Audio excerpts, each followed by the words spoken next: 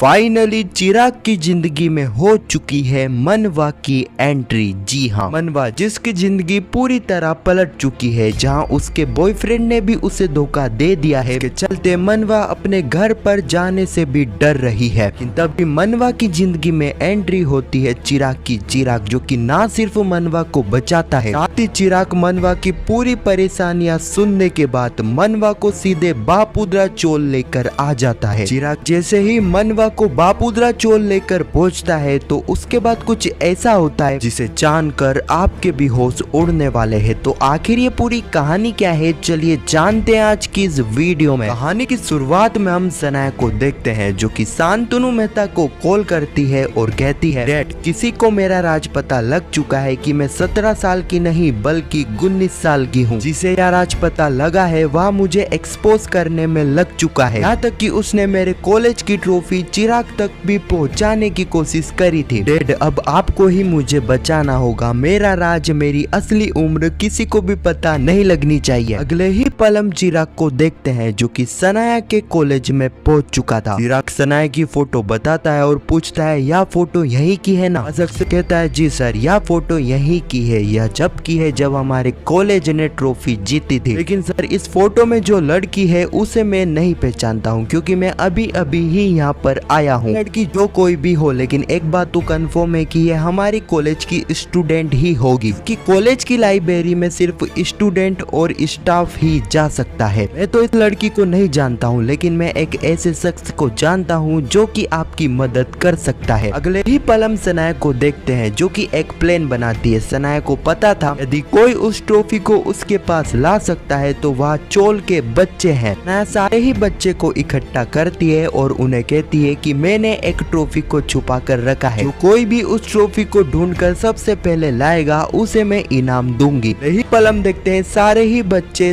पूरी चोल में उस ट्रॉफी को ढूंढते हैं। आखिरकार यहाँ पर तितली को वह ट्रॉफी मिल जाती है। तितली तुरंत उस ट्रॉफी को सनाया के पास लेकर आ जाती है। फिर क्या, सनाया ना सिर्फ यहाँ पर तितली बल्कि सारे बच्चे को इनाम देती है और इसके बाद सनाया उस ट्रॉफी को छुपा देती है कि यह ट्रॉफी गलती से भी किसी के हाथ ना लग जाए। अगले ही पल हम मनवा को देखते हैं जो कि मुंबई आ चुकी थी। मनवा सीधे अपने बॉयफ्रेंड को कॉल करती है, कहती है मैं मुंबई आ चुकी हूँ कनाडा के वीजे के लिए इंटरव्यू देने के लिए। कुछ दिनों में मुझे वीजा मिल जाएगा और मैं तुम्हारे पास आ जाऊंगी। फिर हम दोनों कनाडा में शादी कर लेंगे और फिर उसके बाद हमारे पेरेंट्स को बताएंगे। मनवा का बॉयफ्रेंड कहता है, मनवा मेरी बात समझो, अब ऐसा नहीं हो सकता है क्योंकि मैंने कनाडा में ही शादी कर ली है। यह सुनते ही मानो मनवा के पैरों तले जमीन खिसक जाती है। मनवा गिरने ही वाली थी। हीरो की तरह चिराग आता है और मनवा को बचा लेता है। चिराग मनवा से पूछता, कौन हो तुम? तुम्हारे साथ कोई आया है? तुम्हारे साथ क्या हुआ? तुम इस तरह नीचे कैसे गिर गए? लेकिन यहाँ पर मनवा कुछ नहीं कहती, बस इतना कहती है कि मुझे अभी अपने घर पर नहीं जाना है, ना ही मुझे अब वीजा के लिए इंटरव्यू देने के लिए जाना है। बस तुम मेरी मदद कर दो, मुझे एक ऐसी जगह पर छोड़ दो जहाँ पर मैं अपने पेरेंट्स से दूर मुंह छुपा कर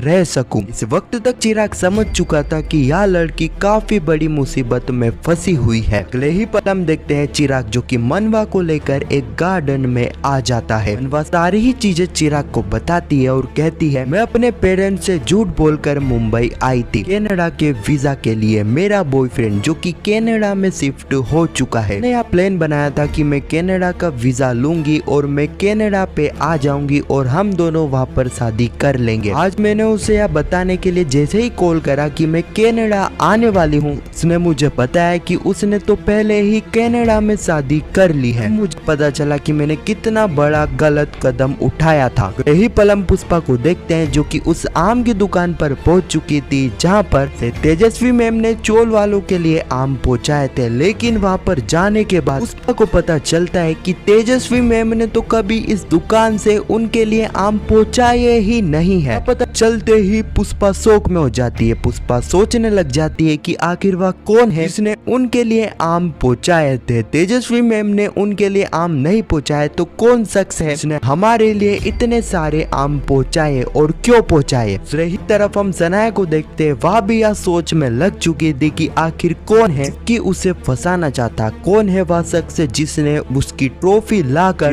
के घर के बाहर रखी थी, आखिर कौन है जो कि मुझे फंसाना चाहता है। अभी सनाया को एक शख्स की याद आती है, सनाया समझ जाती है कि इन सारी चीजों के पीछे कौन है। इसी सीन के साथ यह एपिसोड भी यहीं पर समाप्त हो जाता है। अगर आपको जानना है कि आखिर वह कौन है सनाया के साथ ये सारी ही चीजें कर रहा है और सनाया को उसके बारे में पता लग चुका है, अगर आपको उसके बारे में जानना है तो कमेंट में पार्ट 2 जरूर लिखना, उस पर मैं वीडियो बना दूंगा। यह वीडियो कैसी लगी कमेंट में जरूर बताना और वीडियो पसंद आई तो वीडियो को ज्यादा से ज्यादा लोगों तक शेयर करना। मैं मिलता हूँ आपसे किसी अगली वीडियो में, जब तक के लिए धन्यवाद।